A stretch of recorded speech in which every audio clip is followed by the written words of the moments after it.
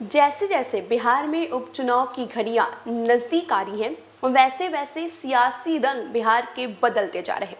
क्योंकि देखिए, सबसे पहले महागठबंधन में टूट हुई। राजद ने दोनों विधानसभा सीटों पर अपने अपने उम्मीदवारों का ऐलान किया, जबकि कांग्रेस ने भी अपने उम्मीदवारों की दोनों विधानसभा सीटों पर घोषणा कर दी। अब इस बीच ये खबर सामने आने लगी है और आरजेडी की तरफ से बाकायदा एक स्टार प्रचारक की सूची जारी की गई है, जिसमें लालू प्रसाद यादव दूसरे स्थान पर हैं। यानी कि लालू प्रसाद यादव बिहार आएंगे और दोनों विधानसभा सीटों पर यानी कि तारापुर और कुशेश्वर स्थान पर जनसभा को संबोधित करेंगे। ये बात सबको पता है कि जब लालू प्रसाद यादव यहां आएंगे और चुनावी प्रचार करेंगे तो तस्वीरें कुछ और ही निकलकर बिहार से सामने आएंगी। अब जब से ये खबर सामने आई है कि लालू प्रसाद यादव स्टार प्रचारक के रूप में बिहार आएंगे, तभी से एनडीए के अंदरूनी खाने घमासान छिड़ गया है। और ऐसा ही कुछ कांग्रेस में भी देखने को मिल रहा है। अब कांग्रेस में भी ये तैयारी चल रही है कि जब लालू प्रसाद यादव बिहार आए और वो चुनावी सभा को संबोधित करेंगे, तो कांग्रेस के तरफ से भी किसी लोकप्रिय चेहरे को चुनावी रण में उतारा जाए और चुनावी प्रचार उनके द्वारा करवाया जाए। बिहार में चुनाव हो और बिना सुर्खियां बटोरे संपन्न हो जाए, ऐसा संभव है क्या?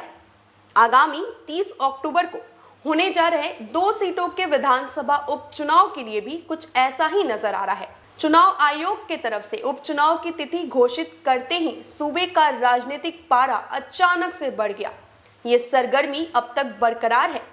यूं तो शुक्रवार को नामांकन का काम पूरा हो गया, लेकिन राजद ने चुनाव प्रचार के लिए लालू यादव को मैदान में उतारने की घोषणा कर राजनीतिक तापमान को और भी ज्यादा बढ़ा दिया है। ऐसे में ये सवाल पूछे जाने लगे हैं कि क्या कन्हैया कुमार भी कांग्रेस की ओर से प्रचार करने बिहार आएंगे, खासकर कुशेश्वर स्थान, क्योंकि यहां पार्टी की प्रतिष्ठा दांव पर है। इस सीट पर विवाद के बाद महागठबंधन में दरार आ गई। राजद और कांग्रेस दोनों ने अपने प्रत्याशियों को मैदान में उतार दिया।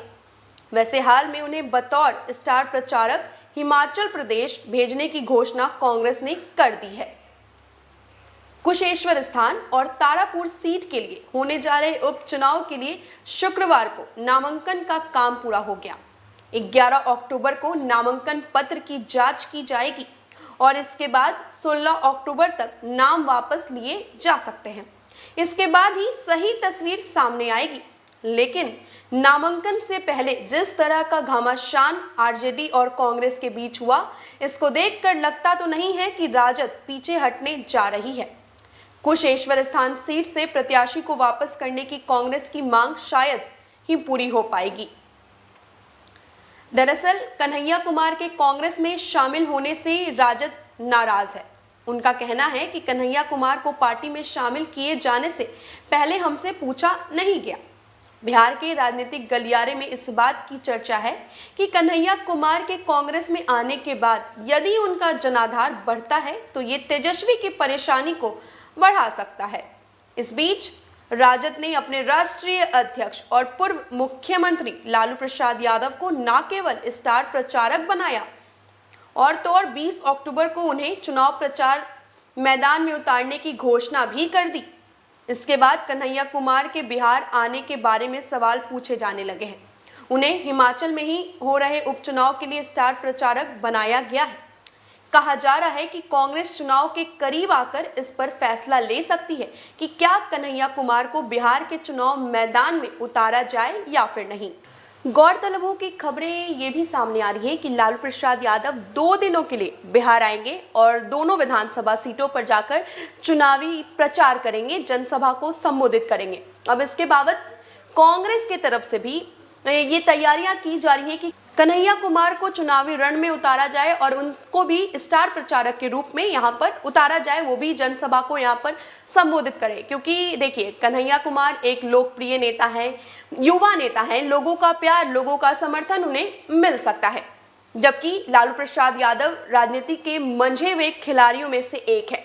बहरहाल जब लालू प्रसाद यादव यहाँ पर आएंगे और चुनावी सभा को संबोधित करेंगे तो देखना होगा कि तस्वीरें किस तरीके से हमारे सामने आती हैं।